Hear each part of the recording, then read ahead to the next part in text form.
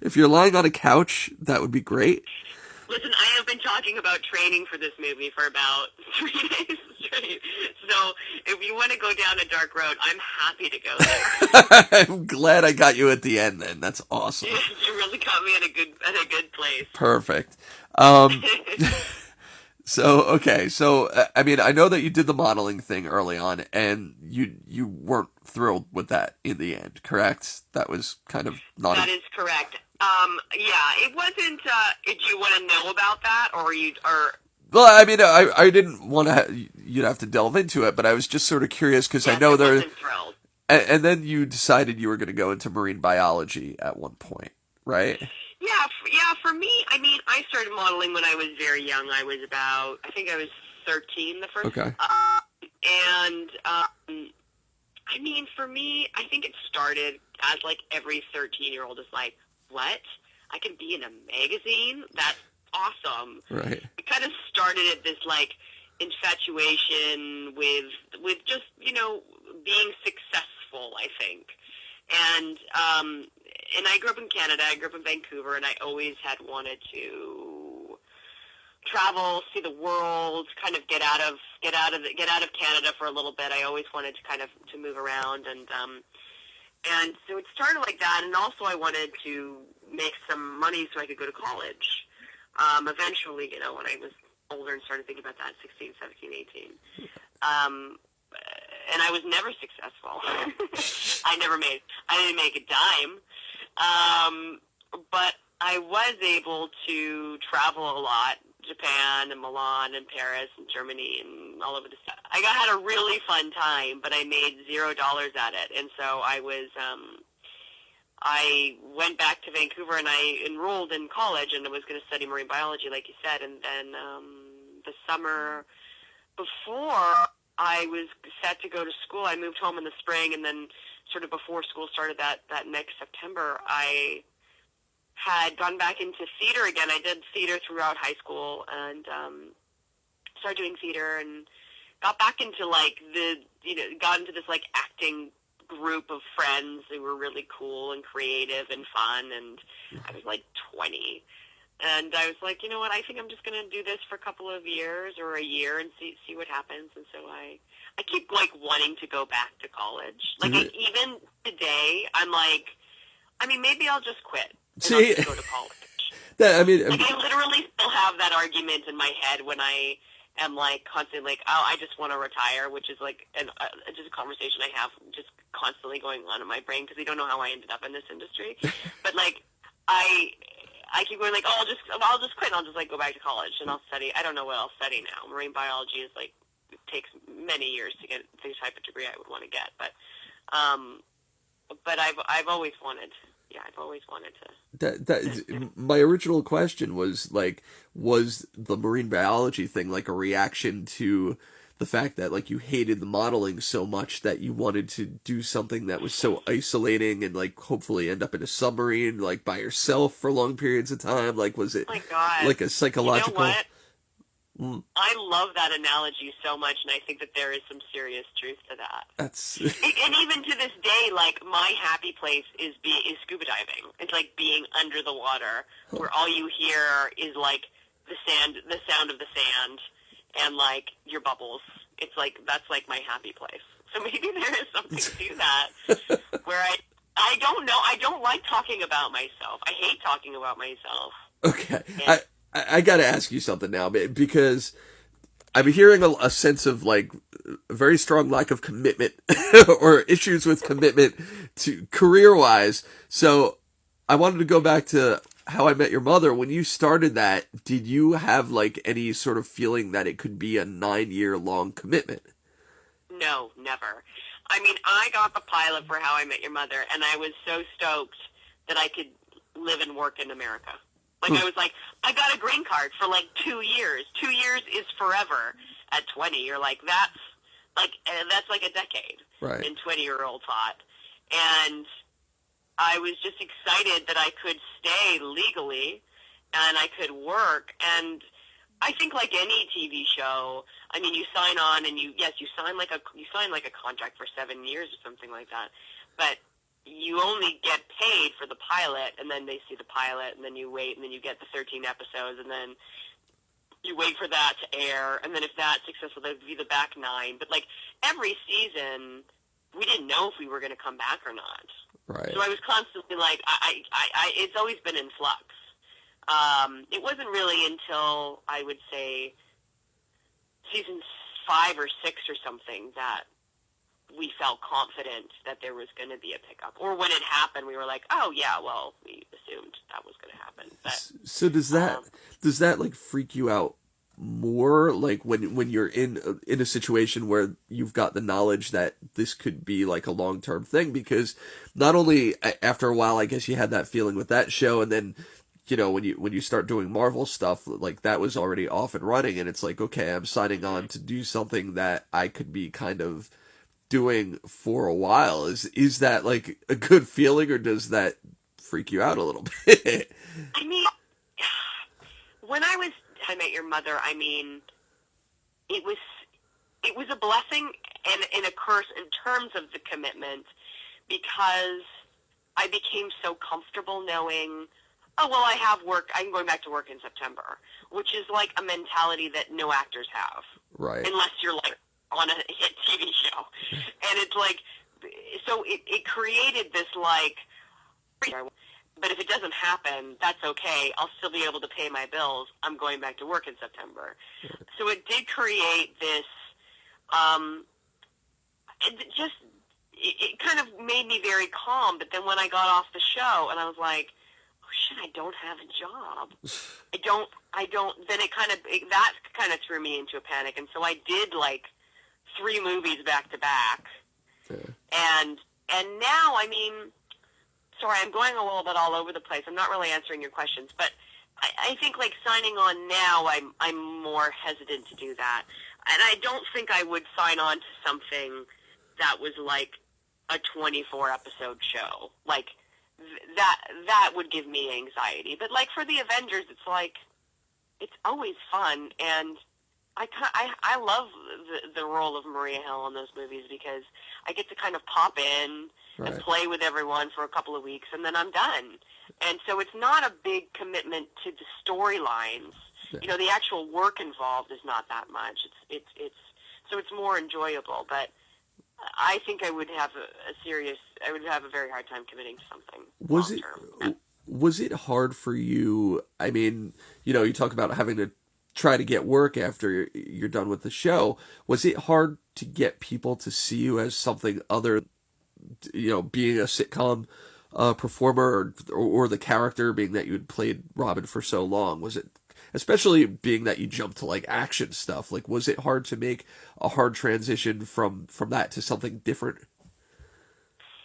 I think like maybe from the perspective of like Hollywood, yes. But for me, I think I lucked out in the sense that when I was on the sitcom, the Marvel stuff came to me through my friend Joss Whedon, and I had never done anything like that before, but because we were friends and I guess he saw me playing that, I kind of jumped into that world. And then, I mean, and also to even go back, How I Met Your Mother was the first comedy I'd ever done. I hadn't done much before How I Met Your Mother, but it had been all dramatic stuff up until that point. So I wasn't sure if I was funny. And even when I got the job, I was like, are you sure that I'm funny? Because I don't know. I've never done this before. I had to kind of learn it from some of the best people, like having, you know, Jason and Allie and Josh and Neil to sort of work off of was very helpful in that respect. But I think I've just been really lucky. And even after I got off the show, I mean, I wasn't like the mainstream stuff, I think, was harder to be thought of differently, because I just shot this movie Results, and then I met Chris Swanberg, who's Joe Swanberg's wife, and I did her first film with her, and I was able to just do these like little movies that didn't require a huge audience seeing me as this new thing. It was like, you know, a smaller audience and a smaller budget, and so maybe they took more of a chance on me. But I think I've just been kind of with my entire career, I've just been kind of lucky. Cool. Um, oh damn, I lost my place. Sorry. Okay, so what character at this point do you think people most know you for? But before we get to Jack Reacher, which could change the game entirely, but right now, who? I think it's still Robin. Yeah. Yeah, I think it's still Robin. I mean, I was just in China, and it's like, Aunt Robin! Try not to be racist here with my accent, but I'm just trying to mimic exactly what I heard. You have to do a totally different accent to avoid the racism. Like you have to do like a New York accent. You're not racist? Yeah. Yeah, okay. Yeah, I mean, I was surprised by how many people knew the show and watched the show and knew me as Aunt Robin. And also, I live in New York, and that show was shot in New York, and it's that, and then it's followed up with like, oh, and you're great, and Avengers is awesome, you know. So, Yeah. but it's mostly Robin still. Okay. So Jack Reacher. Now, this is. I mean, do you consider this? I mean, for people haven't seen the movie yet necessarily, but is this sort of like a natural upgrade from like the action role that you've had in the Marvel movies? Now, even a more prominent role here. Is it sort of like a natural step up for you? Yeah, I like that you call it an upgrade, because I do think it's that. There are a lot of similarities between the character of Marie Hill and Susan Turner. The difference being, there's obviously no superheroes, and the threat is not global in our film. It's not like pure Earth devastation.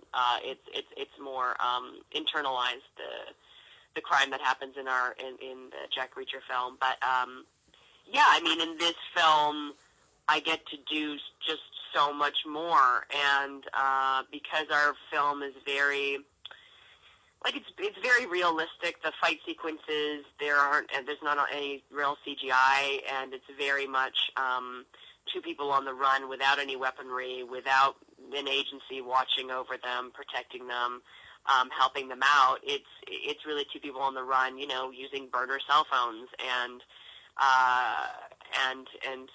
sort of interrogating people and trying to find information. It's like a true crime thriller. It's sort of Ed Zwick is a huge fan, and Tom as well, of like the 70s crime thriller movies, and these gritty, like, sort of cop movies. And so I think they took a page from those and used that sort of thematically in the film. Gotcha. So I'm not going to ask you about training, because I get the sense that's been done. You could read one of the many other. I'll ask you this. I mean, do you think there was sort of a, beyond like, the stunts and the action sequences you had to do, did you pick up any sort of like a military kind of swagger, like just sort of a way that you carry yourself that maybe you learned or developed? Yeah. Totally. It comes from this, like, standing at attention mentality, where even when they say at ease soldier, they still look like they're standing at attention, right, to me. And it's that sort of mentality where it's like you're always ready and you're always poised.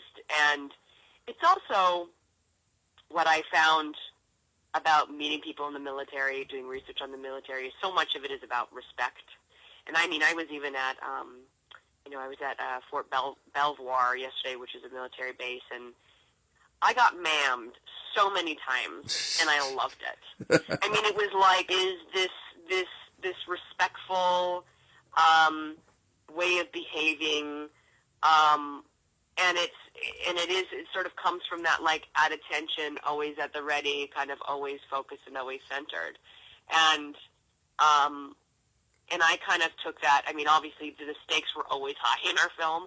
You always sort of had to be at the ready, but I think somebody who has gone overseas, who's done tours, who's experienced things, who's experienced, physical, mental exhaustion, sort of are always sort of poised in a way, and always ready for something.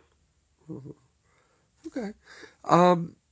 So let me just ask you something general now. You've crossed over into action stuff. Obviously, performers always take something personal from their lives, and it ends up in the roles that they play to some extent. has being action stars, playing a military character, has that kind of affected you in your real life, in your everyday life? Do you find yourself with more confidence or more, I don't know, are you more combative on the road? Like, is there anything that you take from work with you home when you're not on set? Well, the easy answer to that is that I'm a much better driver now because I did get a lot of driving training from Mr. Tom Cruise himself. So I do feel like I'm a better driver. But I think that in some ways I'm more confident. I think it probably goes back to, not to bring it up again, but I talk about it a lot, the training, because I pushed myself so hard and did things that I didn't think I was capable of. Right. And I think that whenever you push past those boundaries that you've kind of set for yourself, you go like, oh, I'm actually not like that. I'm more like this. And it kind of makes you re-examine the way that you think and the way that you hold yourself. And so I think that was a big takeaway for me. Okay. All right. Final question for you.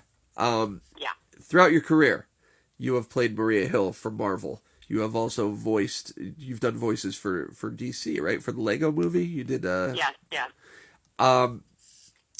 Yeah, that's probably caused a lot of anxiety for a lot of very hardcore comic book fans who are just very confused now.